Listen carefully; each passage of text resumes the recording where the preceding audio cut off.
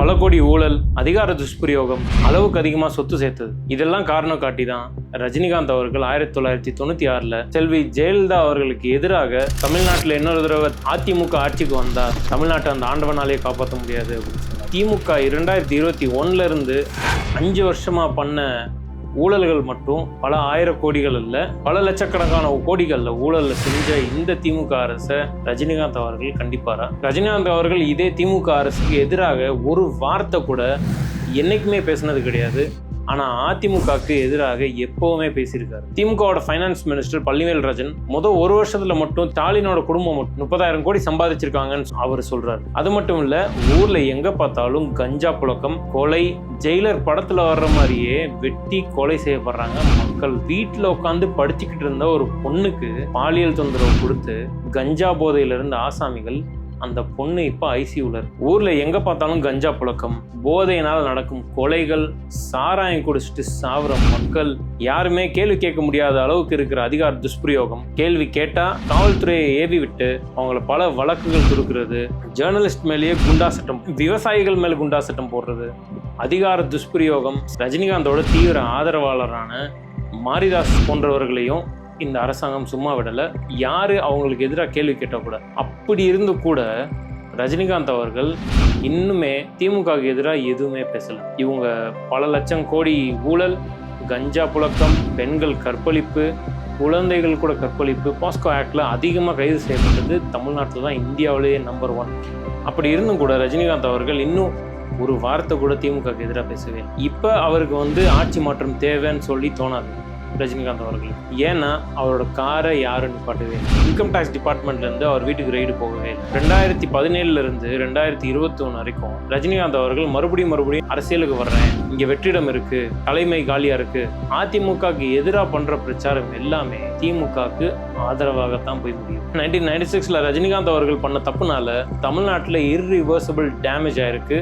எலெக்ஷன்ல 221 தொகுதியில் ஜெயிச்சு கிளீன் மெஜாரிட்டி கிடைச்சு ஆட்சியில் உட்காந்தாங்க திமுக. அதுக்கு முன்னாடி அப்படி ஒரு மெஜாரிட்டி திமுக கிடைச்சதே கிடையாது. கிட்டத்தட்ட ரஜினிகாந்த் அவர்கள் கருணாநிதி அவர்களோட கையில சர்வாதிகாரத்தை எடுத்து கொடுத்தாருன்னு தான் சொல்லணும். 96 இருந்து 2000 வரைக்கும் தான் இந்த திமுகவின் குடும்ப ஆட்சிக்கு வித்திடப்பட்டது. சன் டிவி அந்த காலகட்டத்தில் தான் சுமங்கலி சேனல் அப்படின்னு சொல்லி ஆரம்பிச்சு ஒட்டுமொத்த தமிழ்நாட்டில் இருக்கிற எல்லா கேபிள் டிவி நெட்வொர்க்கையும் அவங்க கண்ட்ரோல் வச்சிருந்தாங்க. அவங்களுக்கு எதிராக யாராச்சும் பேசணும்னு நினைச்சாங்கன்னா தடுத்துருவாங்க, ஒளிபரப்புறதை நிப்பாட்டிடுவோம்னு சொல்லி மிரட்டுவாங்க. இன்னைக்கு சன் டிவியோட நெட்வொர்க்ல டிவி சேனல்ஸ் மிகப்பெரிய ஒரு சாம்ராஜ்யத்தையே உருவாக்குனது அந்த 96 இருந்து 2001 வரைக்கும் செஞ்ச அந்த வேலையினால தான். அவங்க நடத்தின சுமங்கலி சேனல் அந்த ஒரு காரணத்தினால எக்கச்சக்கமான ஊழல்கள் செஞ்சு திமுகவுக்கு சாதகமா அவங்க பயன்படுத்தினாங்க. மிகப்பெரிய மெஜாரிட்டி கிடைச்சி ஜெயிச்சனால எதிர்த்து கேள்வி கேட்க யாருமே இல்லாத ஒரு நிலைமைக்கு தள்ளப்பட்டது தமிழகம். கருணாநிதியோட மகனான அழகிரி இதே காலகட்டத்தில் தான் மதுரையை தான் கண்ட்ரோல்ல வச்சிருந்தாங்க. சன் டிவி இந்த சமயத்துல தான் ஒரு அரசியல் ஆயுதமாக மாற்றப்பட்டது.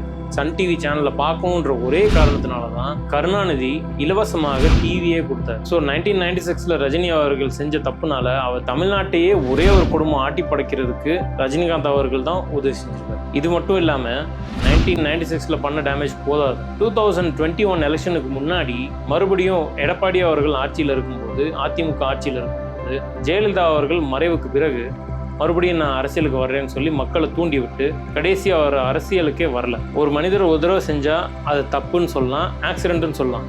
மறுபடியும் இவர் செஞ்சுக்கிட்டு இருந்தாருன்னா அது திமுகவுக்கு சாதகமாக இருந்துச்சுன்னா இவர் செய்கிறது ஆக்சிடென்ட் கிடையாது. ஆனால் 2021 இவர் வரேன்னு சொல்லிட்டு கடைசி வராமல் போகிறத திமுக ரொம்ப நல்லா தெரியும். அதனால திமுக பண்ண இன்னொரு விஷயம் என்னன்னா, கமல்ஹாசனை அரசியல் இறக்குனார். கமல்ஹாசன் அவர்களை ஏமாத்தி திமுகவுக்கு எதிராக இருக்கிற மாதிரி காட்டி கடைசி இப்போ என்ன நிலைமையில அவர் கட்சி இருக்கு, அவர் என்ன பண்ணாரு அப்படின்னு சொல்லிட்டு எல்லாருக்குமே தெரியும். இதை விட ஒரு கேடுகெட்ட செயலை எந்த ஒரு மனிதரும் செய்ய முடியாது. இப்போ தமிழ்நாட்டு மக்களுக்கு எல்லாருக்குமே தெரிஞ்சிருக்கும், கமல்ஹாசன் ஒரு திமுகவோட கொத்தடிமை. திமுகவுக்கு எதிராக இருக்கிற ஓட்டை எப்படியாவது பிரிக்கணும்னு சொல்லி எப்படியாவது ஓட்டை பிரிச்சு ஆட்சியை பிடிக்கிறதுக்கு இறக்கப்பட்டவர் தான் கமல்ஹாசன். அவங்க செஞ்சதும் அவங்களுக்கு ஒர்க் அவுட் ஆயிடுச்சு. கமல்ஹாசன்னால திமுக ஜெயிச்சிருச்சு. 2021 திமுகவுக்கு எதிராக இருக்கிற ஓட்டு ஈஸியா பிரிக்கலாம் ரொம்ப நல்லா தெரியும். அதனால 2021 இவங்க செஞ்ச அதே விஷயம் தான் 2026 செய்யறதுக்கு ட்ரை பண்றாங்க.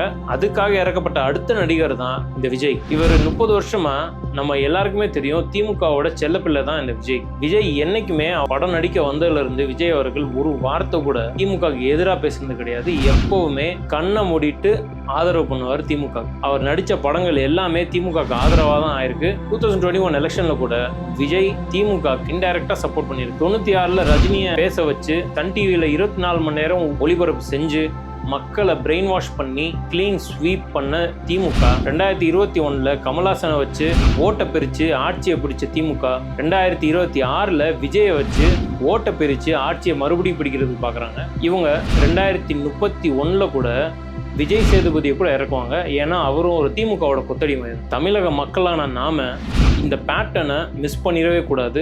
ஏன்னா இதே பேட்டர்னை வச்சு மறுபடியும் ஜெயிக்கிறாங்க அப்படின்னா நம்மள அவங்க முட்டாள் தான் நினைக்கிறாங்க. 2026ல இவங்க மறுபடியும் ஜெயிச்சா உண்மையாவே தமிழ்நாட்டை அந்த ஆண்டவனாலே காப்பாற்ற முடியாது.